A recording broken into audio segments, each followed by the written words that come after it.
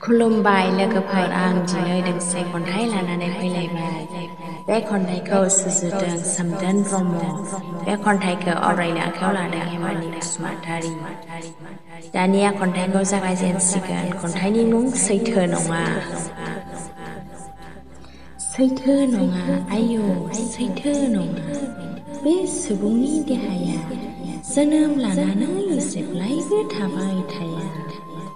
हा दै अर बार हारा बेगेंनि बान्दोसे जिउआबो उरायगोन बारजों थैयाबो जालांगोन दै हारा बेगेंआबो जालांगोन हानि गुन्दै। नाथाय मावोब्ला मोजां हाबा अब्ला गाबस्रि जागोन मुं बयजोंबो थाबाय थागोन अरायबो सुबुंनि जायगायाव मुङाव। खन्थाइया एसेनोसै। गोजोन्थों।